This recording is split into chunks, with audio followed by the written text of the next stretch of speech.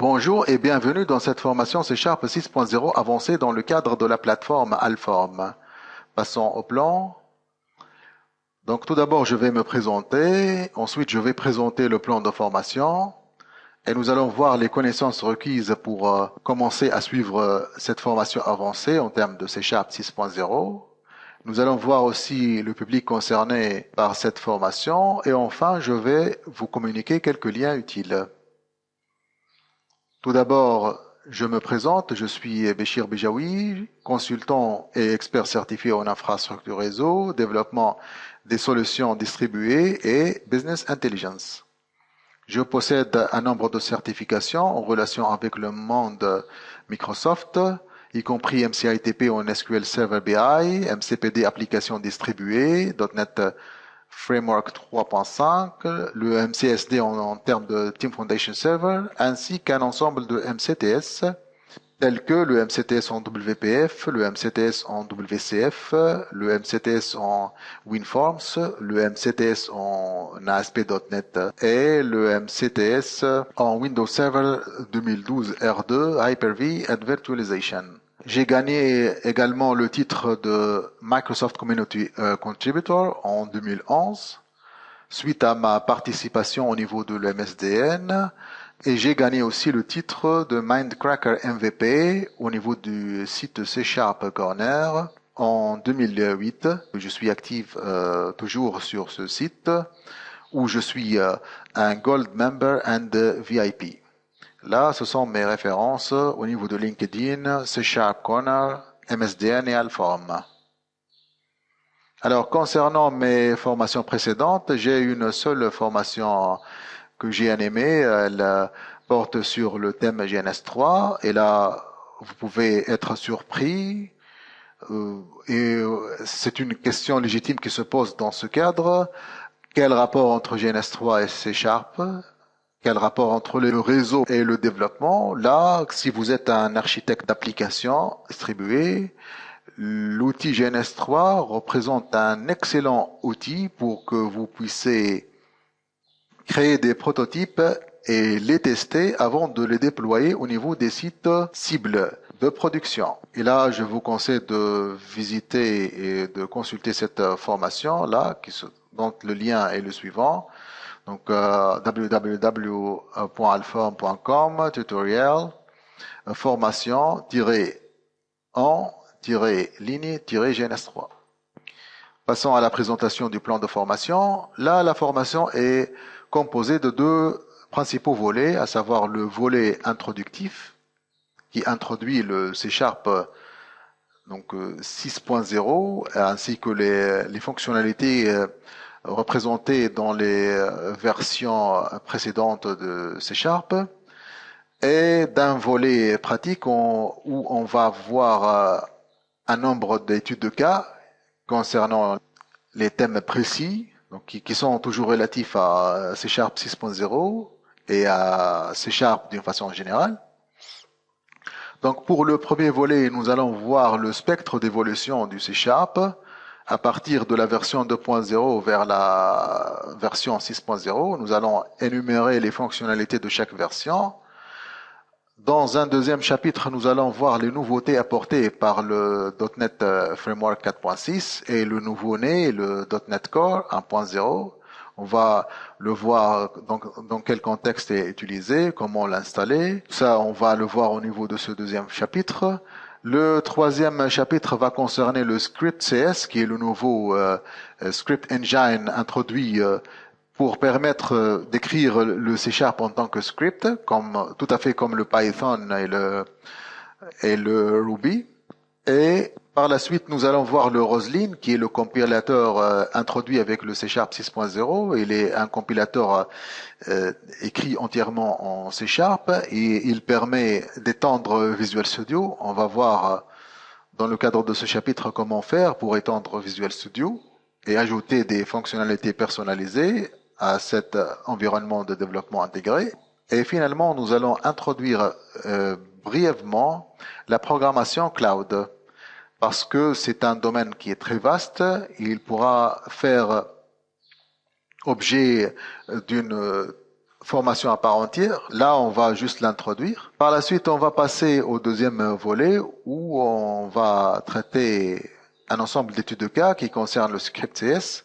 Là, nous allons voir comment explorer et tester un script, un package script CS.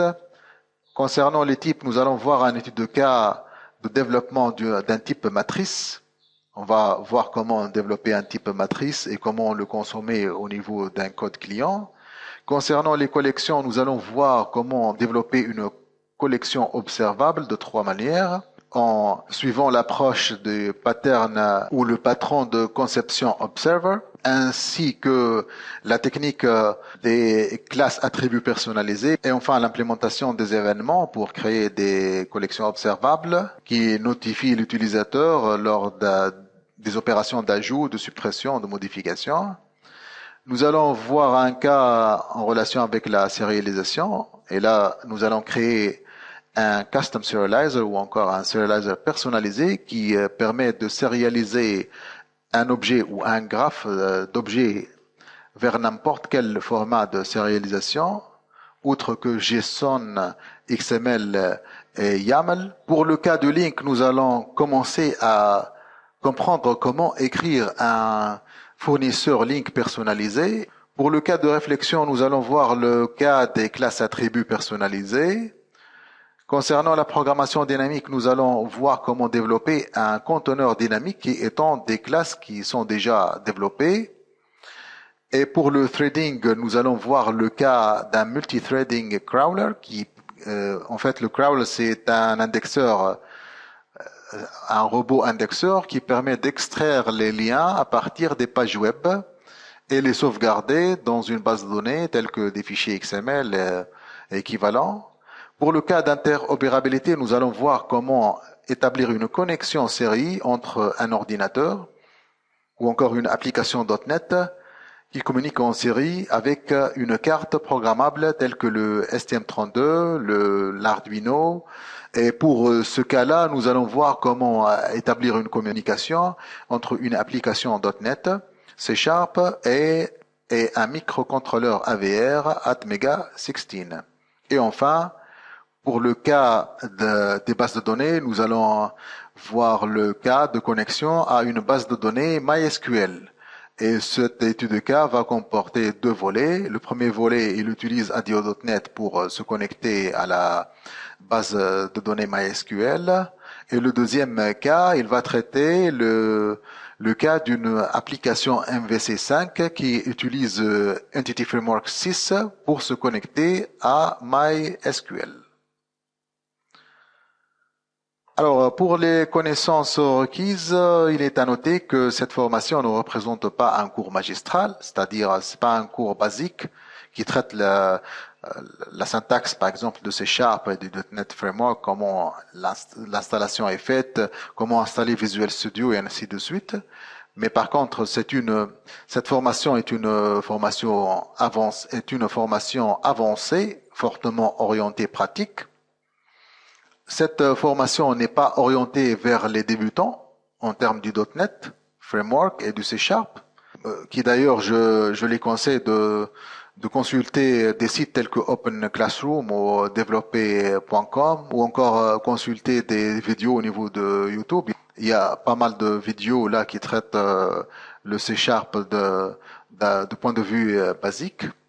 Et par conséquent, le public concerné doit avoir des connaissances intermédiaires au moins en termes de programmation et notamment en C#. La connaissance d'utilisation d'un environnement de développement, principalement Visual Studio ou autre IDE tel que Sharp Develop, qui supporte au moins C# 4.0 ou 5.0, est indispensable. Concernant le public concerné, cette formation cible tout d'abord les professionnels et les développeurs qui ont déjà un niveau intermédiaire en termes de C# et du .NET Framework, mais qui cherchent une mise à niveau de leurs connaissances en termes de nouveautés C# 6.0 et .NET Framework 4.6. Les professionnels et les développeurs expérimentés qui sont issus d'autres environnements tels que Java, C++ et Linux peuvent être concernés aussi par cette formation. Les étudiants et les élèves ingénieurs qui ont déjà travaillé sur la plateforme .NET Framework et notamment les versions C# antérieures, donc il est préférable qu'ils ont déjà fait 2 ou 3 projets là dans le cadre de PFE, PFA et ainsi de suite. Et les personnes en stage et qui veulent booster leur carrière professionnelle à condition qu'ils aillent à un niveau intermédiaire au moins en termes de développement C#. Là, je vous communique quelques liens utiles. Nous commençons par le lien vers mes articles au niveau de C# Corner, ainsi que un lien vers mon groupe Facebook C# Programming. C'est un groupe dédié pour vos questions. Vous êtes les bienvenus là au niveau de ce groupe-là. Vous pouvez poser vos questions et vous aurez toujours des réponses. Et finalement, un lien vers ma chaîne YouTube où vous trouverez des vidéos utiles en relation avec C#, réseau et bien d'autres spécialités. Alors, let's go.